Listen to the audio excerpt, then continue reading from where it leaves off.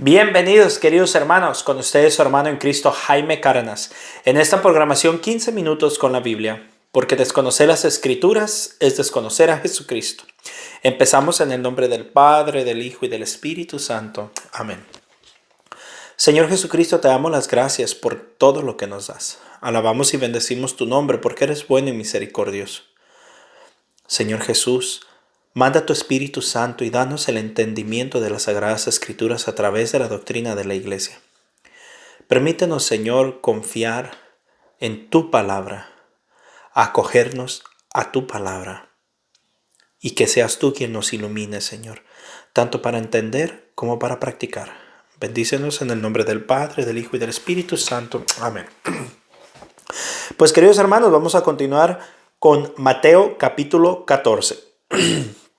Por aquel tiempo, la fama de Jesús había llegado hasta el virrey Herodes, y dijo a sus servidores: Este es Juan Bautista.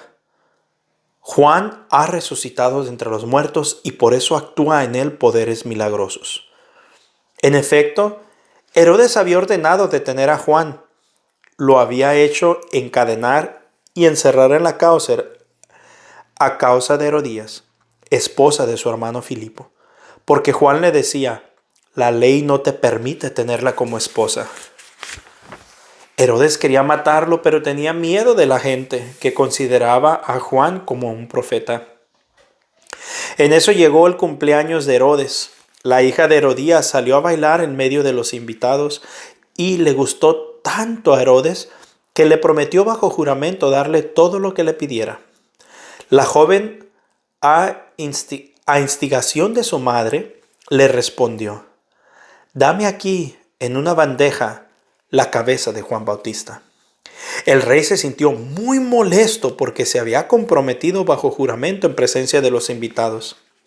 Aceptó entregársela y mandó decapitar a Juan en la cárcel. Su cabeza fue traída en una bandeja y entregada a la muchacha, quien a su vez se la llevó a su madre.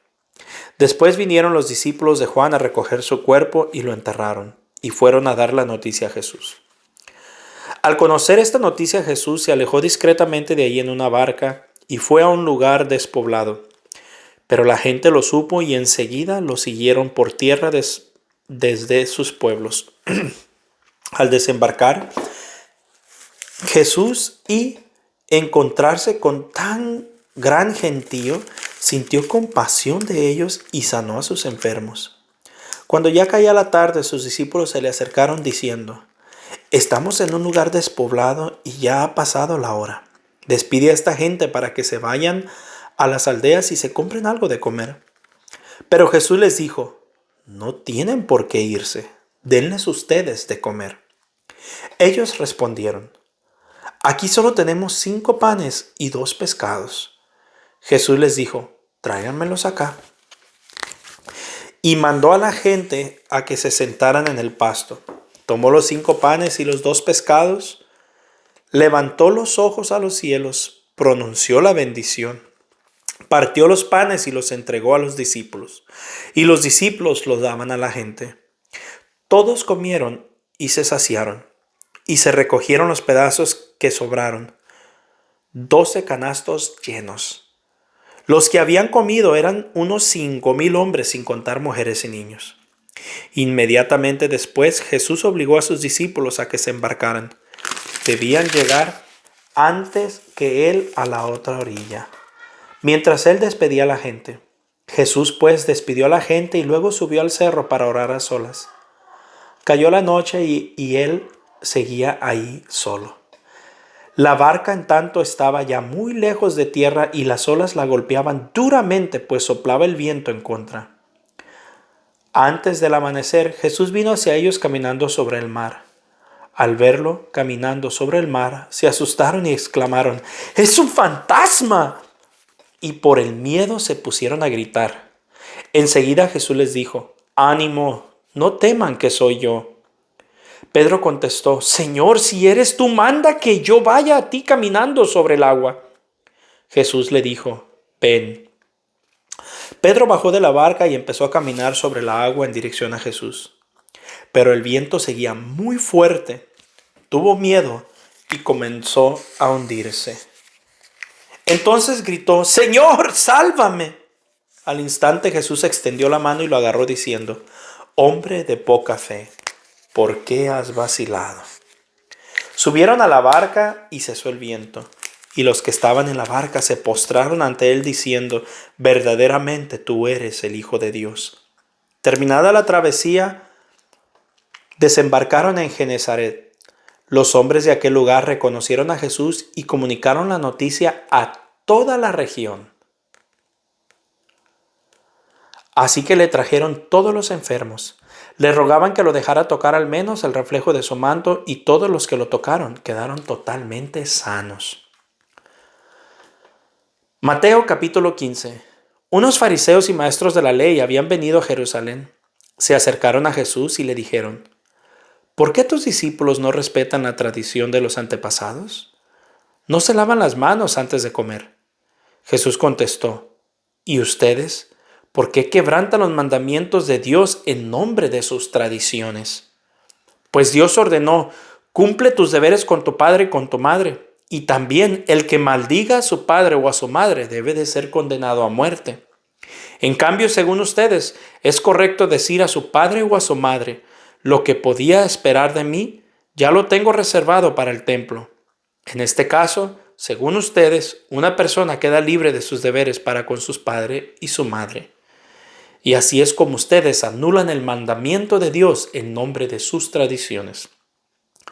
Qué bien salvan las apariencias. Con justa razón profetizó Isaías de ustedes cuando dijo: Este pueblo me honra con sus labios, pero su corazón está lejos de mí. El culto que me rinden no sirve de nada. Las doctrinas que enseñan no son más que mandatos de hombres. Luego Jesús mandó acercarse a la gente y les dijo: Escuchen y entiendan. Lo que entra por la boca no hace impura a la persona, pero sí mancha a la persona lo que sale de su boca. Poco después los discípulos se acercaron y dijeron: ¿Sabes que los fariseos se han escandalizado con tu declaración? Jesús les respondió: Toda planta que no haya plantado mi Padre Celestial será arrancada de raíz. No les hagan caso. Son ciegos que guían a otros ciegos, y si un ciego guía a otro ciego, los dos caerán en el hoyo. Entonces Pedro le pidió: Explícanos esta sentencia. Jesús le respondió: ¿También ustedes están todavía cerrados? ¿No comprenden que todo lo que entra por la boca va al estómago y después termina en el basural? En cambio, lo que sale de la boca procede del corazón, y eso es lo que hace impura a la persona. Del corazón proceden los malos deseos, asesinatos, adulterios, inmoralidad sexual, robos, mentiras, chismes. Estas son las cosas que hacen impuro al hombre. Pero el comer sin lavarse las manos no hace impuro al hombre. Jesús marchó de ahí y se fue en dirección a las tierras de Tiro y Sidón. Una mujer cananea que llegaba de ese territorio empezó a gritar: Señor, hijo de David, ten compasión de mí. Mi hija está atormentada por un demonio. Pero Jesús no le contestó ni una palabra. Entonces los discípulos se le acercaron y le dijeron: Atiéndela, mira cómo grita detrás de nosotros. Jesús contestó: No he sido enviado a las ovejas perdidas. No he sido enviado sino a las ovejas perdidas del pueblo de Israel. Pero la mujer se acercó a Jesús y puesta de rodillas le decía: Señor, ayúdame. Jesús le dijo: No se debe echar a los perros el pan de los hijos. La mujer contestó: Es verdad, Señor, pero también los perritos comen de las migajas que caen de la mesa de sus amos. Entonces Jesús le dijo: Mujer, qué grande es tu fe. Que se cumpla tu deseo. Y en aquel momento quedó sana su hija. De ahí Jesús volvió a la orilla del mar de Galilea y subiendo al cerro se sentó en ese lugar. Un gentío muy numeroso se acercó a él trayendo mudos, ciegos, cojos, mancos y personas con muchas otras enfermedades. Los colocaron a los pies de Jesús y él los sanó. La gente quedó maravillada al ver que hablaban los mudos y caminaban los cojos, que los lasiados quedaban sanos y los ciegos recuperaban la vista. Todos glorificaban al Dios de Israel. Jesús llamó a sus discípulos y les dijo: Siento compasión de esta gente, pues hace ya 3 días que me siguen y no tienen comida. y no quiero despedirlos en ayunas porque temo que se desmayen en el camino. Sus discípulos le respondieron: estamos en un desierto. ¿Dónde vamos a encontrar suficiente pan como para alimentar a tanta gente? Jesús les dijo: ¿cuántos panes tienen? Respondieron: 7 y algunos pescaditos. Entonces Jesús mandó a la gente que se sentara en el suelo. Tomó luego los 7 panes y los pescaditos, dio gracias y los partió. Iba entregándolos a los discípulos y éstos los repartían a la gente. Todos comieron hasta saciarse y llenaron 7 cestos de los pedazos que sobraron. Los que habían comido eran 4,000 hombres, sin contar mujeres y niños. Después Jesús despidió a la muchedumbre, subió a la barca y se fue al territorio de Magadán. Palabra de Dios. Te alabamos, Señor. Pues vemos otro día regular de Jesús sanando ciegos, haciendo caminar a inválidos, lasiados sanarse. Un día simple de Jesús. Muy ocupado nuestro Señor. Pero bueno, los puntos que quiero tocar, el primero está en Mateo 14, versículo 16. Jesús les dice, o quizás empieza desde el 13, ¿no? Pero por el tiempo yo resumo, del 13 al 21, habla del primer milagro de multiplicación de los panes. Y dice que solamente, y voy a tocar el primero y el último que leímos, que solamente tenían 5 panes y 2 pescados. El otro decía que tenía 7 panes y unos pescaditos. Y Jesús es capaz de multiplicar esos panes y alimentar a la gente. Pero dice algo curioso, la Biblia cuando pone cosas, no las pone solo por ponerlas. Especifica claramente que se la da a los discípulos y los discípulos a la gente.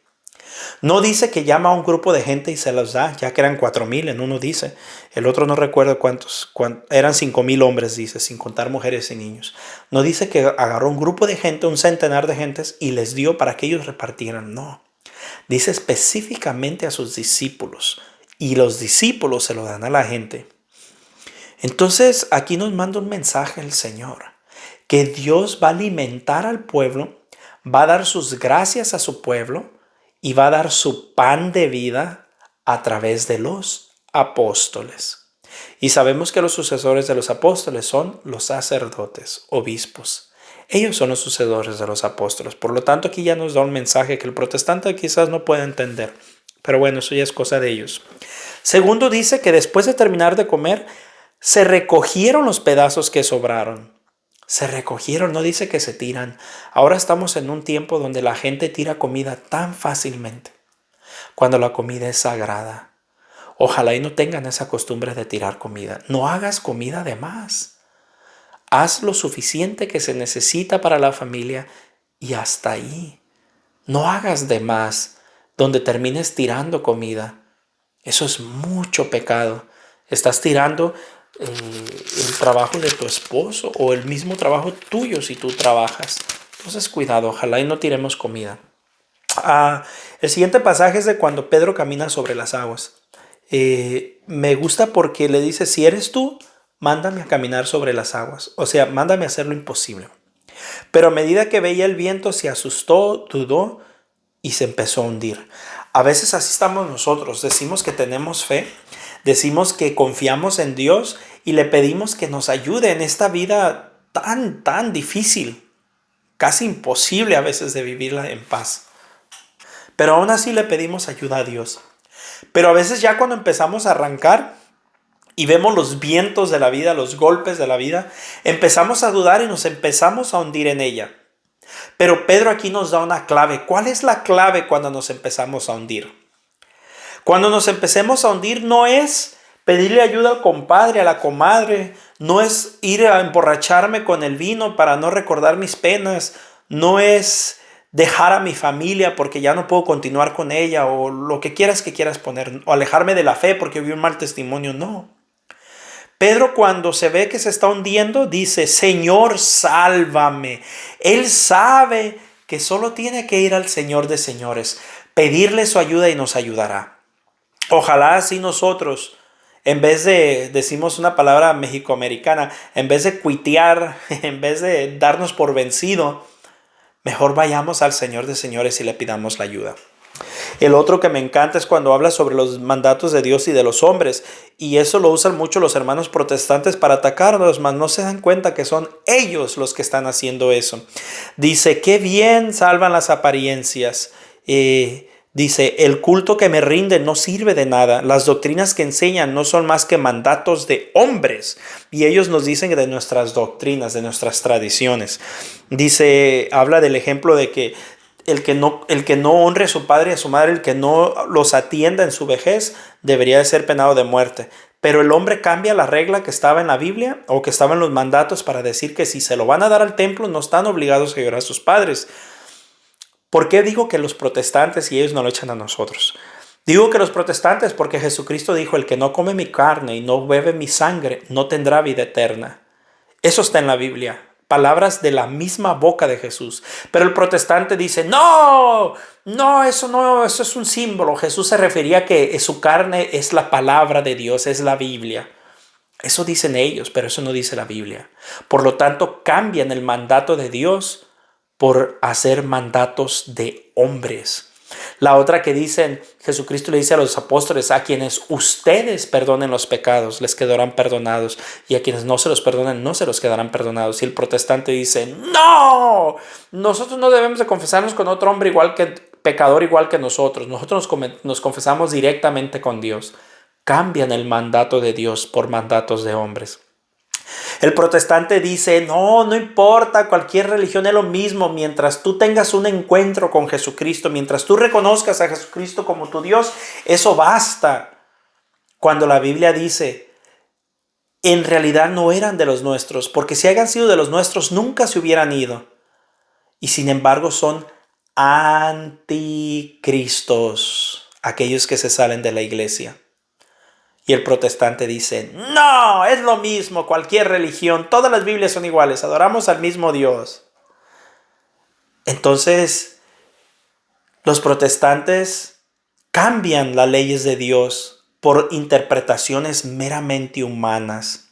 Jesucristo dice que tiene un rebaño y también hay ovejas de otro rebaño y tiene que ir a ellas para traerlas a un solo rebaño con un solo pastor. Y el protestante dice, no, que cada quien tenga su religión. Cambian la voluntad de Dios por los mandatos meramente humanos. Y dice la palabra del Señor, el culto que me rinden no sirve de nada. Las doctrinas que enseñan no son más que mandatos de hombres. La última, bueno, quisiera más puntos, pero es que no puedo, pero la última dice que Jesús habla de lo que hace impuro al hombre. Y le dicen los apóstoles, ¿sabes que los discípulos le dicen, ¿sabes que los fariseos se han escandalizado por tu declaración? Y Jesús no dijo, ay, perdón, hemos ofendido a la gente. Ay, no podemos, tenemos que respetar, tenemos que ser respetuosos, no podemos meternos en la vida de los demás. No, eso no dijo Jesucristo. Jesucristo dijo, toda planta que no haya plantado mi Padre Celestial será arrancada de raíz. Miren la radicalidad de Jesús. No es como los católicos de hoy que, ay no, yo no me meto, hay que respetar. Si a ellos les sirve, pues ¿qué tiene? Que se vayan, ¿qué importa? No, Jesucristo no hablaba así. Dice todavía más, no les hagan caso. Miren, algo que les puedo decir, especialmente ahora que me he dedicado mucho más a la evangelización digital. Los primeros que nos quieren callar son nuestros propios familiares. Los primeros que nos quieren desprestigiar porque evangelizamos son nuestros propios familiares. Y la palabra de Dios dice, no le hagan caso. Porque un ciego guiará a otro ciego y los dos se caerán. Que la gente diga lo que diga. Mientras nosotros estemos evangelizando lo que la doctrina de la iglesia enseña, que la gente diga misa como se dice por ahí. Nosotros haremos nuestro trabajo y no les haremos caso. Un fuerte abrazo, mis hermanos, la paz del Señor y primero Dios, continuaremos mañana.